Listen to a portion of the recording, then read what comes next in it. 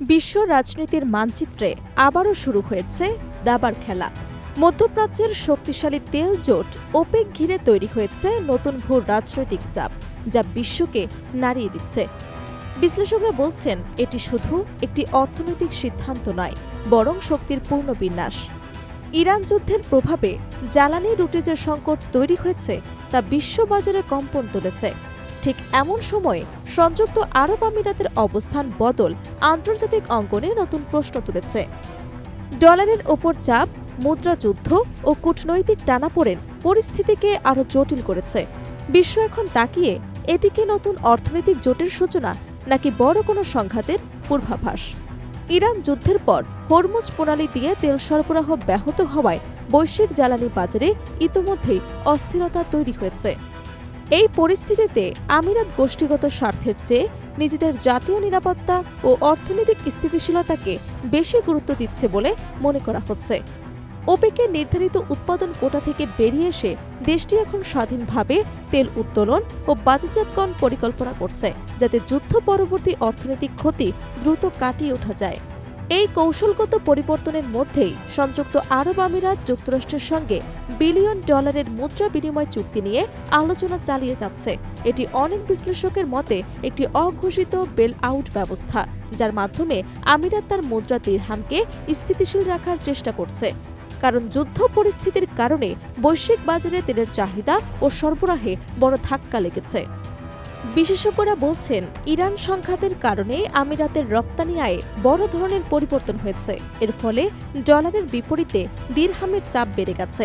অনুমান করা হচ্ছে দেশটির বৈদেশিক মুদ্রার রিজার্ভ প্রায় ১২০ বিলিয়ন ডলার পর্যন্ত কমে গেছে, যা তাদের অর্থনৈতিক ভারসাম্যে বড় চাপ সৃষ্টি করেছে।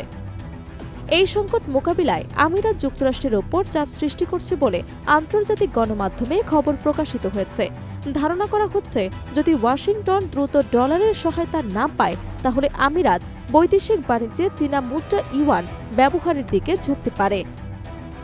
এমন সিদ্ধান্ত বিশ্ব অর্থনীতিতে ডলারের এক আধিপত্যের জন্য বড় চ্যালেঞ্জ হয়ে উঠতে পারে।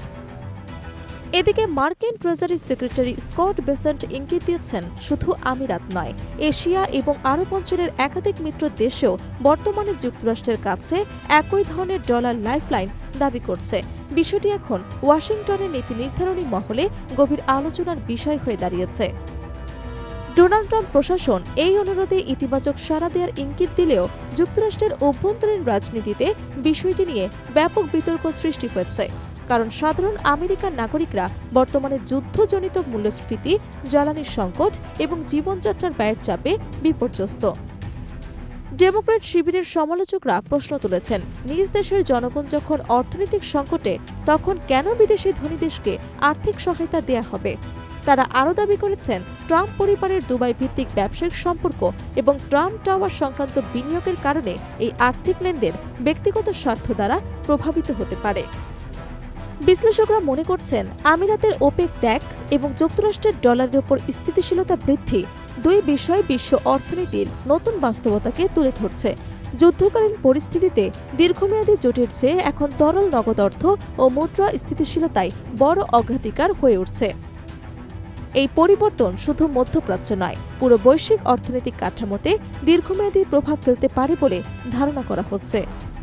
অনেক বিশেষজ্ঞদের মতে এটি ভবিষ্যতে নতুন অর্থনৈতিক জোট, মুদ্রাযুদ্ধ এবং কৌশলগত ব্লক রাজনীতির সূচনা হতে পারে। সব মিলিয়ে সংযুক্ত আরব আমিরাতের এই সিদ্ধান্ত বিশ্ব রাজনীতিতে এক নতুন অধ্যায়ের দরজা খুলে দিয়েছে, যার পরিণতি এখন অনিশ্চিত, তবে প্রভাব হবে সুদূর প্রসারী।